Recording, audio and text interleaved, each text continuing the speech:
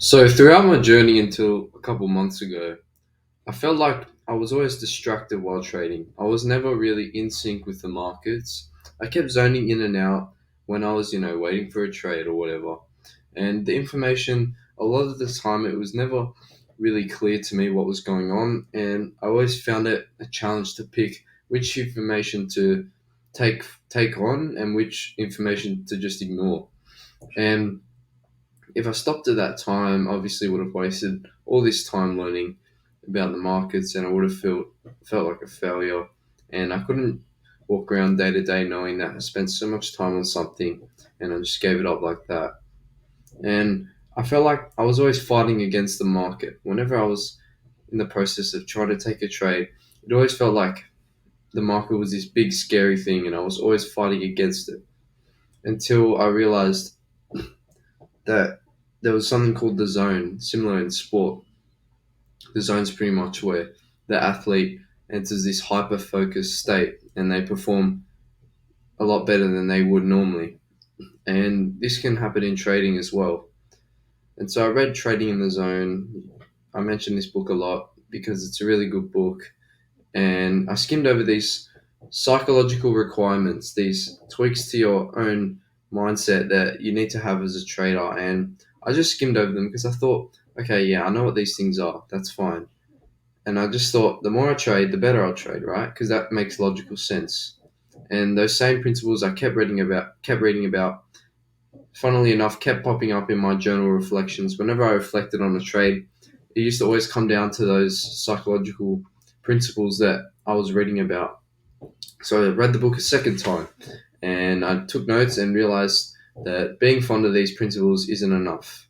And these principles were now my focus in every trade was me versus my pre-existing emotions, and every trade I aimed to minimize their impact slowly until they were completely removed from my trading. And initially, I found it hard to distinguish whether I believed these principles or I just knew them. So if I believed that you need to have patience, you need to accept risk, or I just knew these things. And I found it easy to minimize the emotions around one aspect of a trade like my entry, but harder around another aspect like when to trail my stop loss. And so I continued loosely touching up on my psychology without seeing any drastic results. And I didn't understand the time frame in which I'd see change and consistently achieve the zone in trading. And so I was able to reduce my losing streaks, and but I could never fight a winning streak. And I read the book a third time, and I learned the ways this time to achieve the zone in training, which allows me to identify my edge every time with little to no psychological bias or skewing in information. And I quickly learned there was still work to be done, so I got after it, and eventually, after a couple months, I'm now on my first winning streak for a long time. So I'm going to break down the zone into three steps. And the first step I'm going to talk about is believing the principles of a trader. So the trader needs to have certain a certain mindset to trade, right? And everyone probably knows this, but just knowing this isn't enough. You actually have to believe this because when you're on the charts, you're not going to be thinking about these things constantly. But when you believe them, it's rooted in your unconscious brain, in your psychology, and you won't have to manually try and remember to do these things every trade you take because it's impossible, and it'll just come naturally to you. So if you believe that you need to accept risk, you're going to accept risk, right? And so on. But you need to repeat these things to yourself constantly so they become in your subconscious mind. And it's only after you lose a lot is when you actually wake up and realize, okay, I'm going nowhere. I need to actually stop and put a bit more work in my psychology because the strategy, anyone can learn a strategy in trading in a few months, right?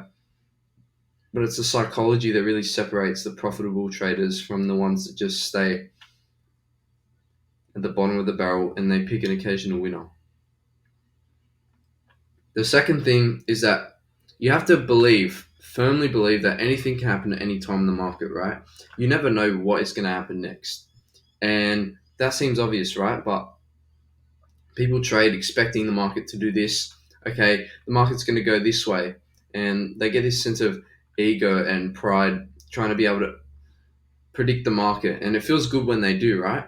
But when they don't, they feel emotional pain and financial pain. And they're going to look to try and avoid that in the future. And that's going to create more problems like fear of losing and improper risk management, maybe missing out on trades that you initially thought would have been good.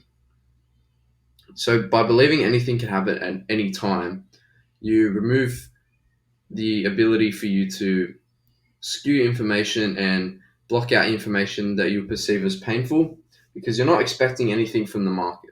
You understand that your strategy is just an edge, and you don't know where the market's going to go at any time. And if you believe this, then you're going to trade with no burden on your mindset. So you're not going to have any worries. You're not going to try and avoid losing because you know that it is always a possibility.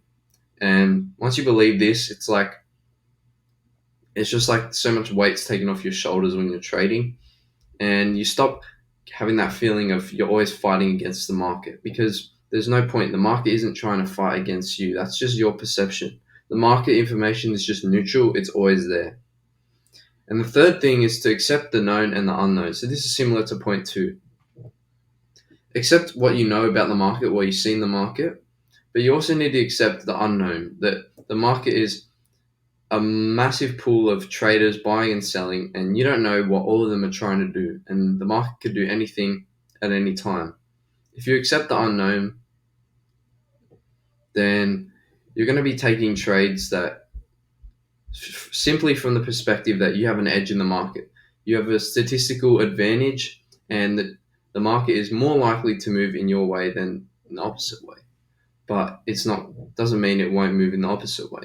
And if you accept the known and the unknown, you start thinking of your trading from a probability standpoint where if you have a 60% profitable strategy, 60% of your trades will be wins and 40% will be losses.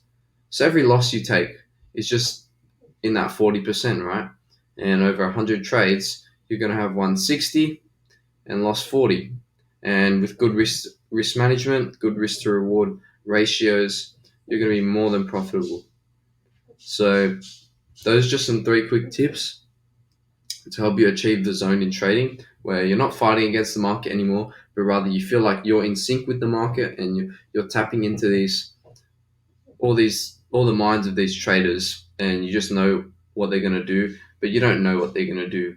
But you just feel like everything it's like the market is speaking to you, and you just feel a little resistance when you're trading, and you don't feel like you're trying to swim upstream, swim against the tide, swim against the current when you're trading. One more thing is that we have a rational side of our brain and a creative side. And sometimes our creative side gives us ideas like a hunch or an intuition. And our rational side, a lot of the time, will shut that down pretty quickly.